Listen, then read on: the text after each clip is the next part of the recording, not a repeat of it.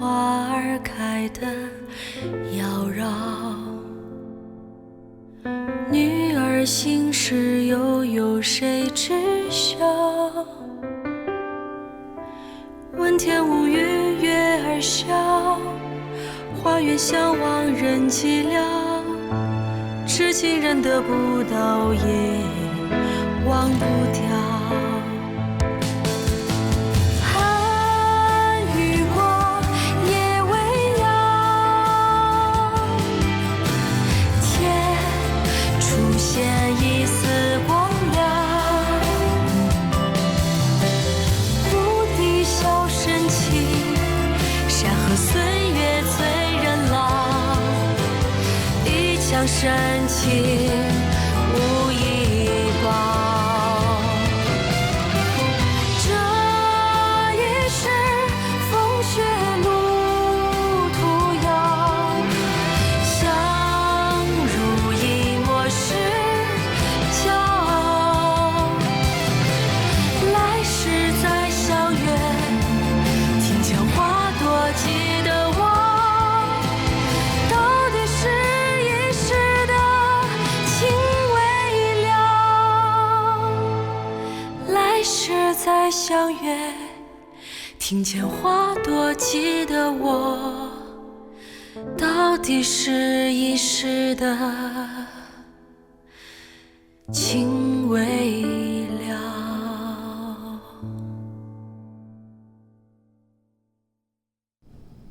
我这1个来月什么事儿都不干，光是吃喝说笑睡大觉。哎，嘴里已经长了泡，脚底也长了鸡眼，头也晕，眼也花，反正哪儿都不好。我的少奶奶，你就是身在福中不知福。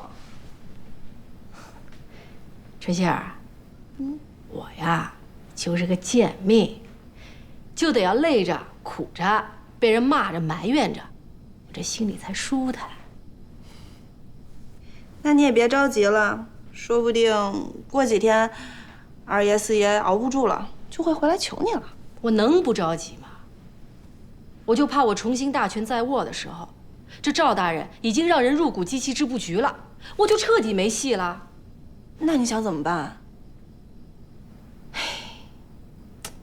得有个什么事儿，让二叔四叔早点向我低头。少奶奶，千红，少奶奶，千红，哎呦，你怎么还叫我少奶奶呀？一时改不了口。其实我是特地过来，想谢谢你的。谢我干嘛？我知道你认我当姐姐是给我面子，让那些小姐太太别瞧不起我。你呀，就说对了一半，我也是另有私心。什么？我这辈子也是孤苦伶仃长大，我是真心想有个姐妹，高兴的时候一块高兴，不高兴的时候能一块说说话。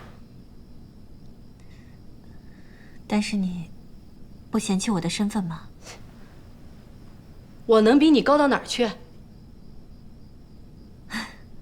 行，那我们就做一对好姐妹。好姐妹，姐，你和韩三春就别走了，留下来陪我。哎呀，不走了，不走了，反正我没想到去哪儿。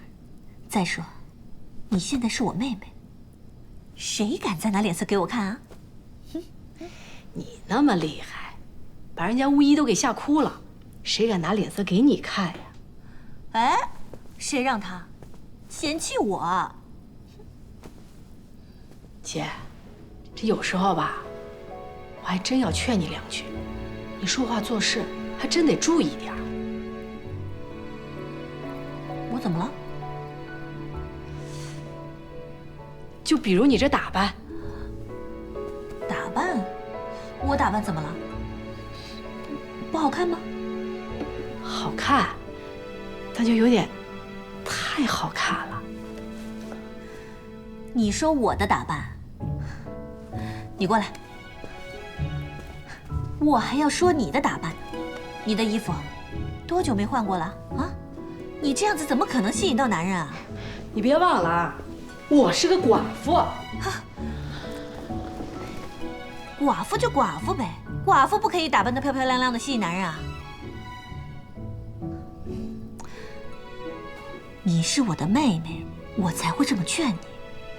第一，别把自己当寡妇，想怎么样就怎么样。第二，有机会不当寡妇，千万别放过。你说什么啊？我说你呀，你看多漂亮啊，又年轻，你真的要为那个吴聘守一辈子寡吗？多不划算啊！那你得学学我，看过，吃过，这辈子啊才算没白过啊！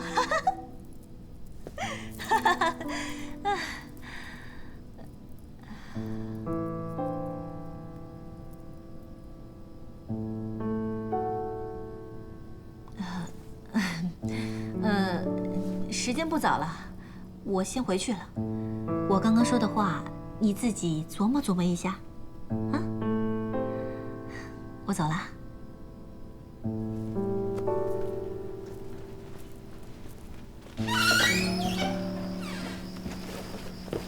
韩夫人慢走。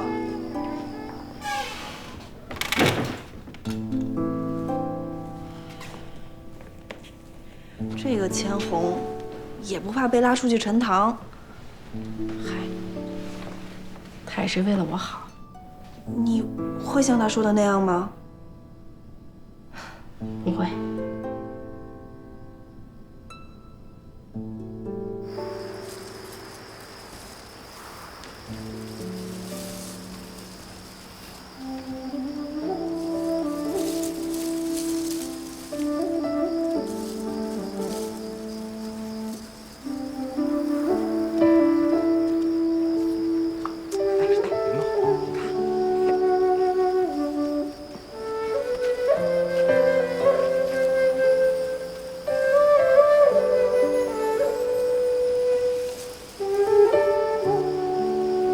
天日天月，备笔墨，我要作画。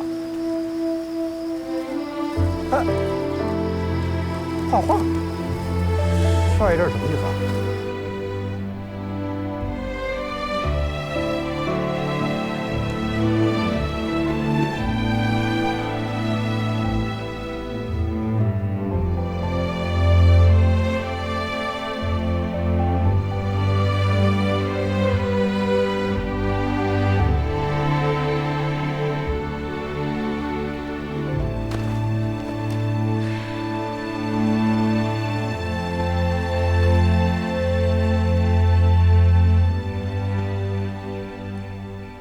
吴泽，今年你是怎么打算的？继续攻读呗。还读啊？吴泽啊，你已经老大不小了，总这么考下去也不是个事儿，还是想想别的出路吧。我现在一个人撑吴家3院，确实吃力。要不回来帮我做生意吧？周莹呢？周莹跟我赌气，什么也不管。你四叔又是一个帮不上忙的人，我身边缺人手啊。爹，我想再考1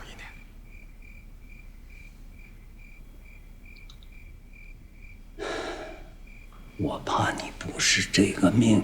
再考1年，若还考不上，我就认命。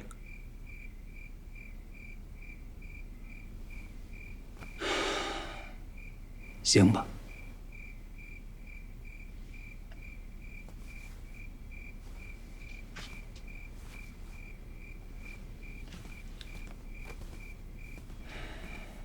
爹娘早点休息。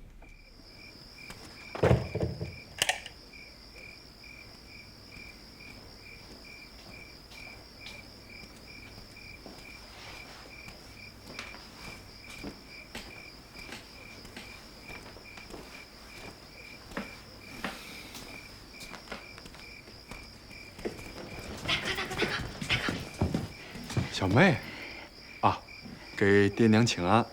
是啊。啊，大哥。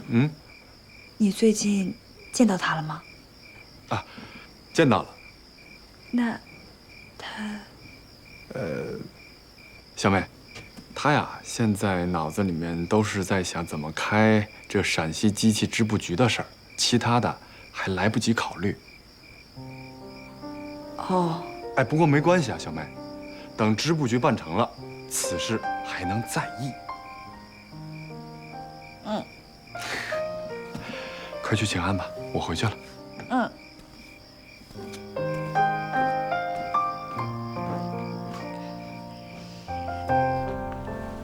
老爷，这是少舅娘今天送来的。什么呀？这是高林冷家大公子的八字，这是晋王杨家三公子的，是个读书人。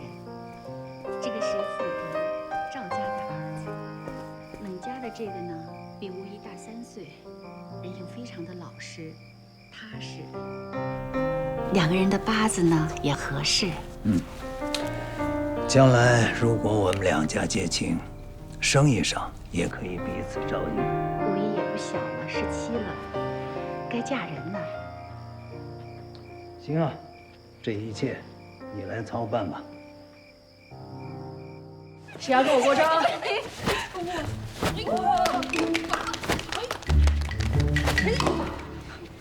来，小哥，活动上要不要来2招？好啊。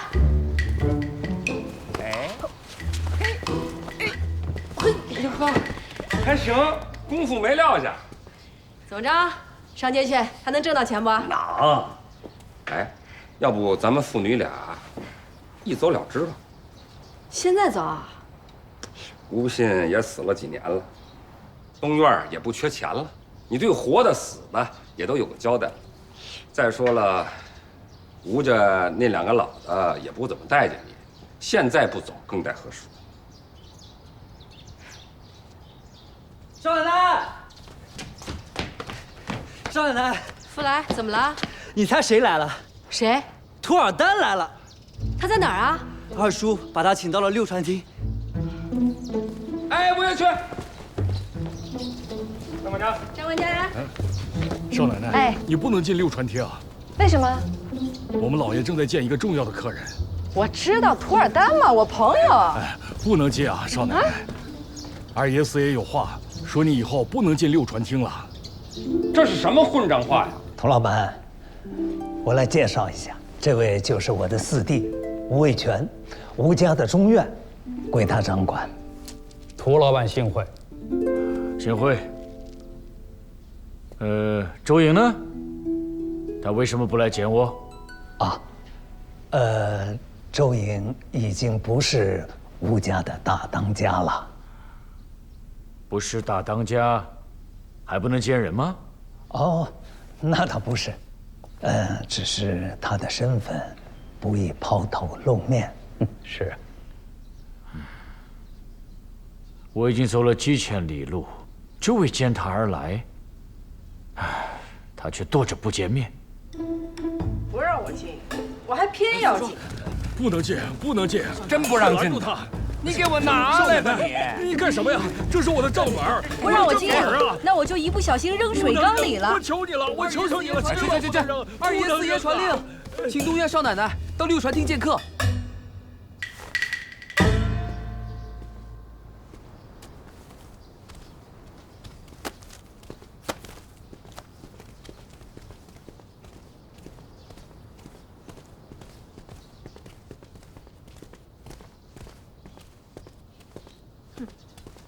这让我进，我还偏不进了。图尔丹，我在这儿。哎，周隐，一日不见，3个秋天。哎，图尔丹！哎呀，好像是几百年没有见到你们了。我也没想到这么快就能看见你。那我们进去聊吧。哎，别，我没资格进那个厅。我们就在这儿聊吧，正好晒晒太阳。来，坐。好，行。不是说了吗？最早明年才回来。哎，是的。但是我对我自己说，我必须早日去陕西，去泾阳，我要去看周寅。所以我就把我其他的事全部推后，提前来了。你来的正好，我正好有事跟你商量。哎，有什么好商量的？你说了算。真的？当然。哎，那如果我要让你花很多很多银子呢？我的银子你随便花。说定了。哎，说定了。但是周寅，我刚听说你不是吴家大当家了吗？啊，是。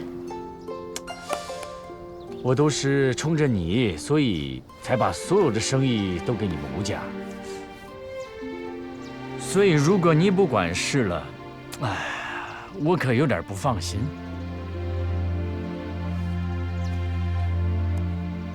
哎，其实我吧，我经常也……涂老板是这样，周莹呢，她不是不管事，只是管的不像以前那么多了。但是你的生意还是归她照看的。嗯，好，那行。我们一起来敬涂老板啊！欢迎欢迎欢迎！谢谢谢谢谢谢！欢迎欢迎欢迎欢迎欢迎！哎，涂老板，感谢。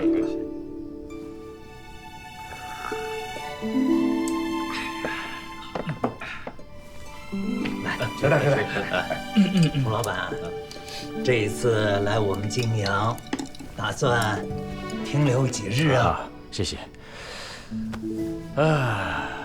我是为了一件很重要的事而来。如果成功了，多留几日；如果不成，马上就走了。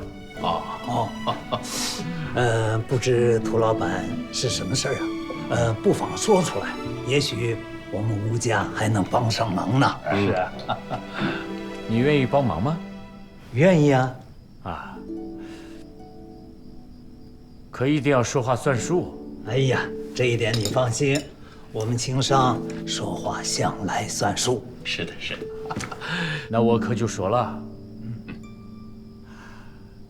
周寅，这次我到泾阳是专程为你而来。为我而来？什么事儿啊？我还没有娶妻，你可愿意嫁给我吗？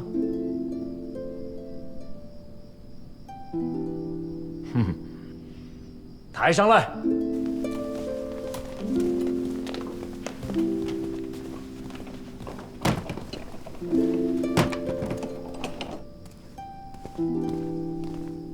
周寅，你来。二哥，这……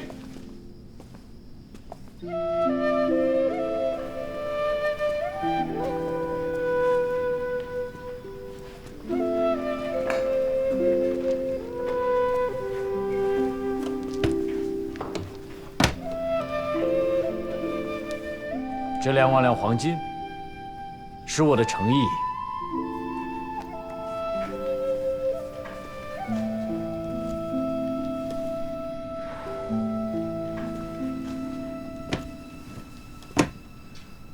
你不是说你没见过真正的薛莲吗？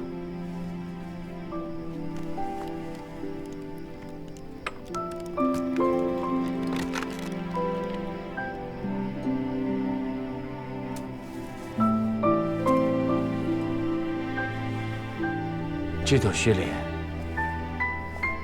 是我亲自去天山顶上为你采摘的。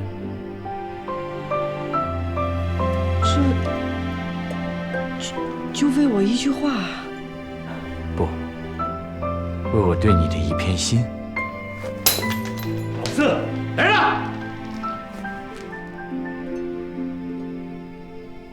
涂老板，这里面可能有误会，你还不知道周莹的身份吧？她是我们吴家的寡妇。我知道，她的丈夫很久前已经去世了。知道你还……但是现在她没有丈夫，我也可以做她的丈夫。这简直是礼仪尽废，毫无廉耻。周莹，你嫁给我吧。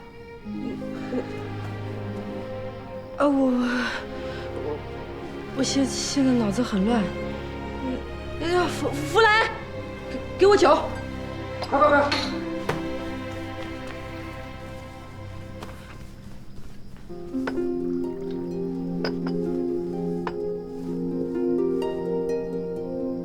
涂老板，你请回吧。吴老板，不是你刚才说愿意帮忙的吗？请你帮我劝劝周莹。二哥，你真要帮他？我哪知道他让我帮的是这忙啊！我知道，这是件大事，你不需要马上回答我。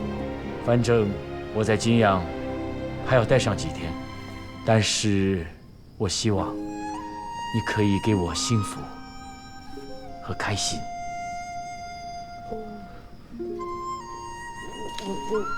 我要想想。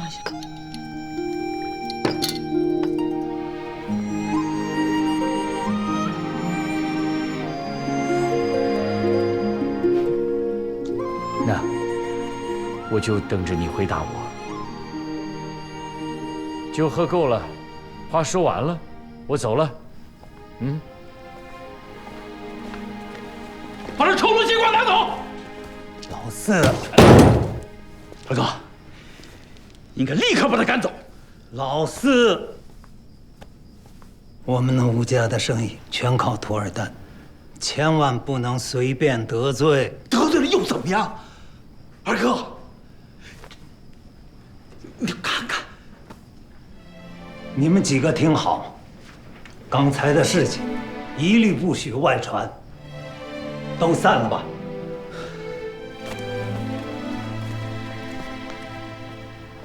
王世军，你过来。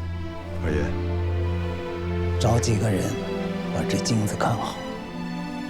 是。周莹啊，你们也先回吧。刚才的事情怎么处理，我们回头商量。走。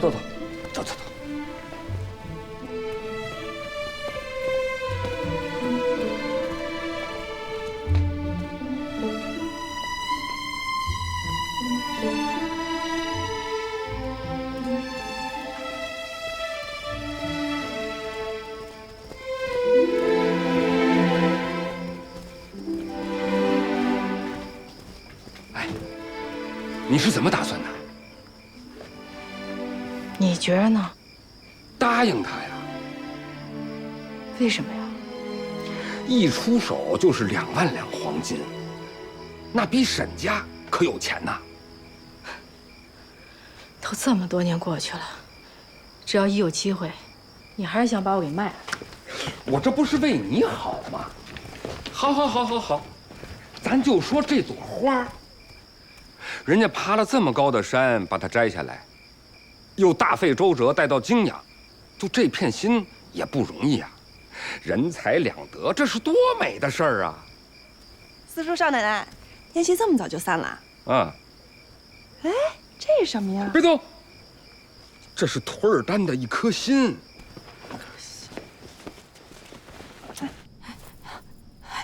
这事儿，周莹的态度呢？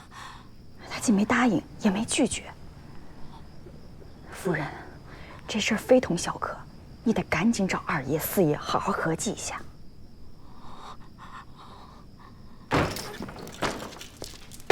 这臭钱的耀武扬威的，到了趟迪化啊，给我招蜂惹蝶的，把老吴家的脸都丢尽了。钱谁办呀？但也不能为了钱不要脸。让我说，就该一顿乱锅把他打出去，还客客气气把他送走。老爷啊，又骂谁呢？都骂。要我说呀，你骂也白骂。周莹啊，真要是想嫁人，你们谁也拦不住。哎，嫁谁嫁谁去，还真以为老吴家没人了。我说老爷，我说句实话，人家周莹把生意做成这样，已经对得起你们老吴家了。她真要是想改嫁呀，反正我是说不出一个不字来。愚昧村妇，愚昧村妇！你干啥去啊？找二哥。真是个老倔头子。那还了得呀！周莹如果有节操，那就应该当场拒绝。可他偏偏含糊其辞，让涂尔丹继续存有念想。周莹也不是名门杰女，只不过是一个江湖艺人出身。前几天还和一个从善的戏子拜了姐妹，还谈什么节操？老爷，东院夫人来了。大嫂啊，老二，老二，这可怎么办呀？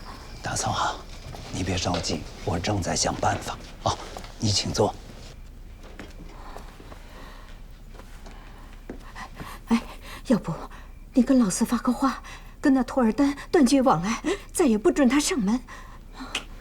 哎呀，这恐怕不行。现在吴家的生意全部仰仗涂尔丹。哎，你想挣人家的银子，人家可惦记着你的人呀。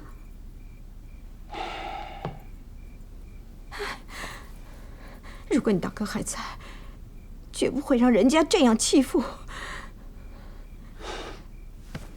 大嫂，你放心，我一定想一个妥善的办法，既让涂尔丹打消这个荒唐的念头，也不至于得罪他。二哥二嫂，哟，大嫂也在啊。老四，你要给我们东院做主。哎，你放心，啊，大不了跟这个涂尔丹咱们一拍两散。老四，你别动不动就说这话。如果真和涂尔丹散伙，我们三家的日子都不好过。二哥，你怕得罪涂尔丹，我可不怕啊！我不是怕，我是觉得没这个必要。而且这件事情的关键不在涂尔丹，而在周莹。对呀，只要周莹的心定了，那涂尔丹就是搬一个金山来，也没有用。那怎么办呢？哎，要不然这样，咱们再跟周莹谈谈这个守节的道理。和周莹谈守节没用。不过周莹对吴聘倒是情深意重，也许从这个角度能让他有所醒悟。毕竟吴聘也走了好几年了。不管怎么说，咱们先弄清楚周莹是怎么想的。吴一不是和周莹挺要好的吗？这样，让我女儿去探探她的口气。哎，这行。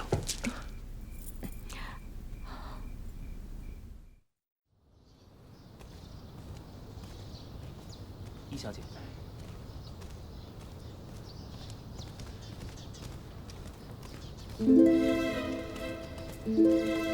哼！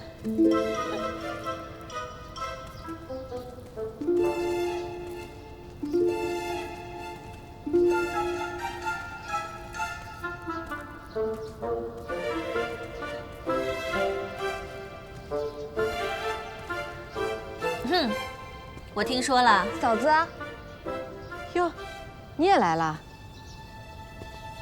春杏，拿些茶来。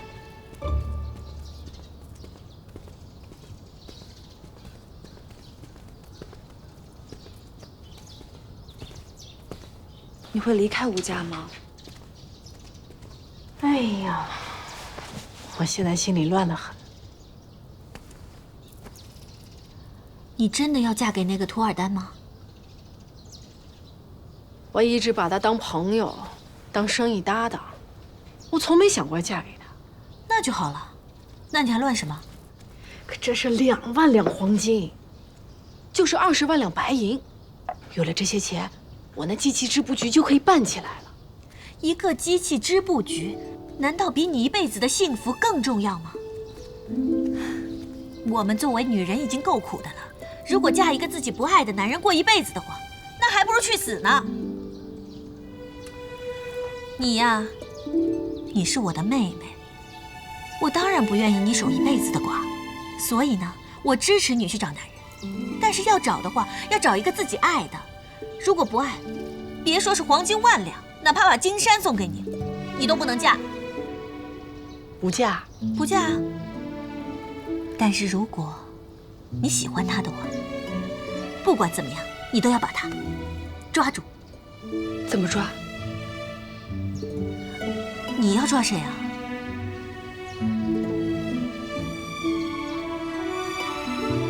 哎，一小姐啊，你就算了吧，就乖乖等着你爹娘把你塞进花轿。你呀，不像我们这种女人，天天想着怎么把男人抓住。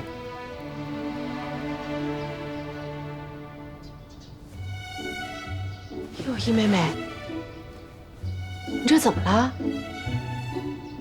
你有什么心事，你告诉我，看看我能不能帮你解决。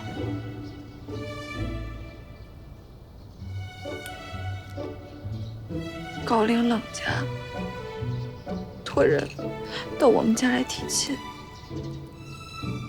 哦，就冷家那个老大？好像是，可我从来就没见过他。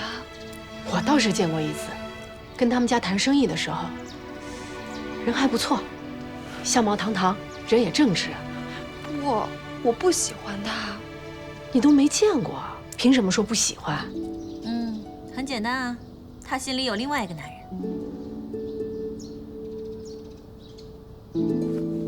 千红说对吗？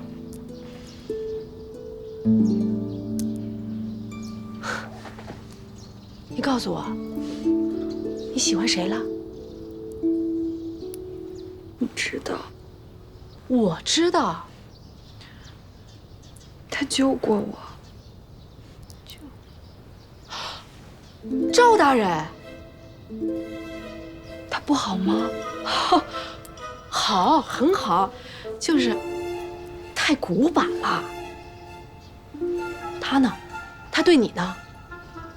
大哥问过，但他忙什么织布局，现在无心婚配。易妹妹，我倒是有办法可以帮你。你回去啊，鼓动你爹，同意我投资那个机器织布局。只要机器织布局办起来了，赵大人就有时间考虑自己的终身大事了，而我呢，也不用嫁给图尔丹了，这是一举两得呀。哎呀，你们拐那么大一个弯，累不累呀？哎，我是你的话，我就直接跟他说，我现在喜欢你，我就是你的人，你以后别再跟其他姑娘好，那就完了。你少说两句，你看看，都把他吓成什么样了。我说的都是大实话。我告诉你啊，以前我在春风十里，要是看上哪个客人的话，那就赶紧了，慢了一步，其他姑娘就下手了。我们现在谈的不是春风十里的事儿，不也是男人和女人那点事儿吗？啊？周莹要投资，爹阻拦。不行，我得去找爹谈谈这件事情，利国利民，他不能阻拦。谢谢哥。你谢我干什么？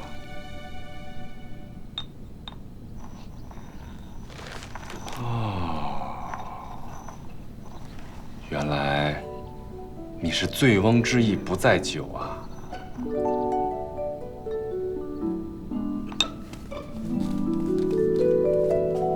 图尔丹，不够意思啊你！什么意思？都来到泾阳了，你不先来找我，我还是听别人说你来的。哎，我是要找你，只是我有另外的事情要做。哎，来都来了，干嘛匆匆忙忙的呀？我跟你说，泾阳这个地方啊，好吃好喝好玩的可多了，我可以带你去逛。你要想去西安也可以，哎，去京城都没问题的。啊，我这次要办一件很重要的事情，事情没办完，哪儿也不去。什么事情啊，那么神秘？哎，你跟我说，我帮你。你不能，我不能。哎，在泾阳这个地方啊，没有我们沈家办不了的事儿。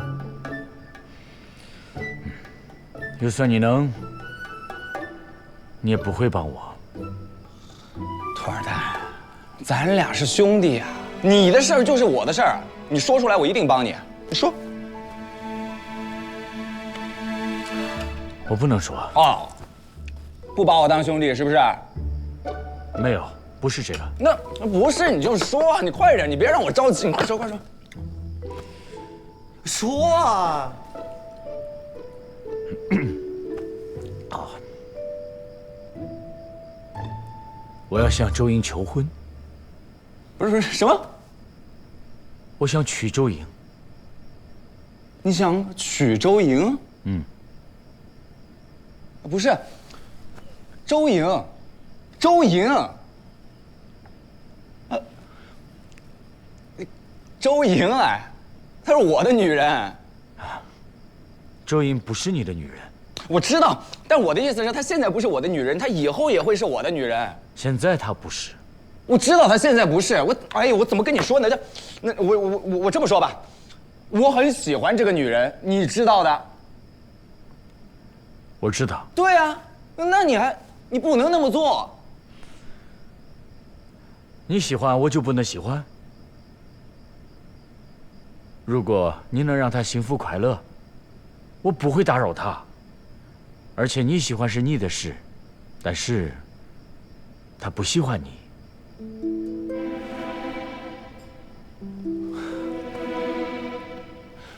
土二蛋。你怎么知道周莹就不喜欢我？她现在可能不喜欢我，她以后一定会喜欢我。以后的事谁知道？我现在就是喜欢她。男人喜欢女人最大的真诚，就是向她求婚。我哪儿做错了？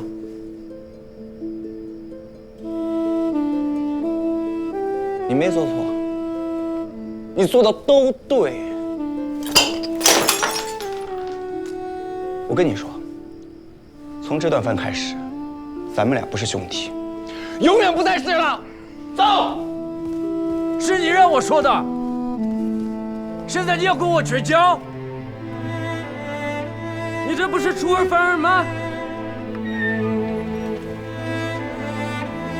少奶奶，少奶奶。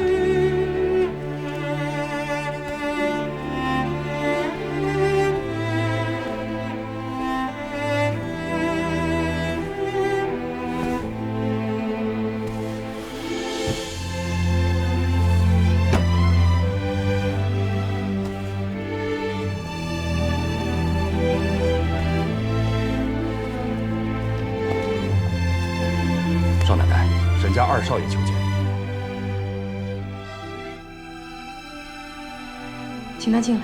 是。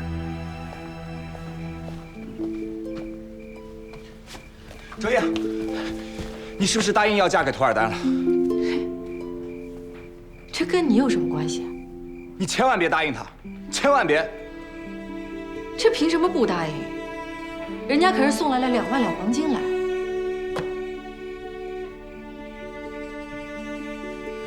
那我出3万两黄金，你是不是愿意嫁给我？我讨厌你，我不嫁。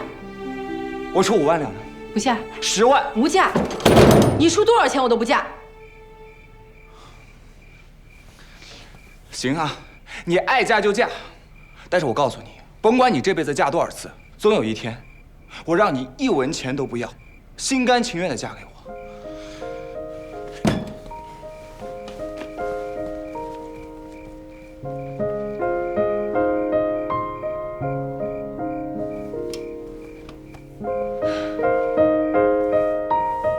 少奶奶，没事吧？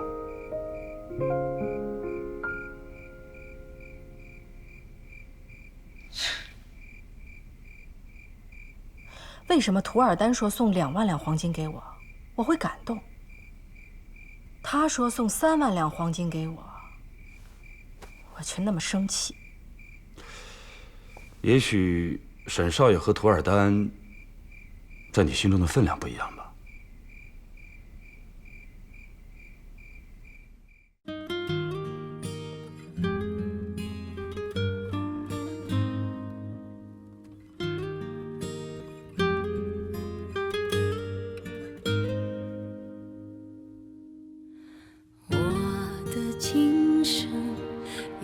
如血，几番缠缠绵绵至成眠。我问思念应从哪边猜，一轮明月升起来，行走在茫茫月光的中间，我不能久留于伤感，待天空云触及了我，发现你从未离开我身边。遥遥相对，满天清辉，再从容看一遍，恍若雨水，忍不住一时凭空以为岁月有痕都在心扉。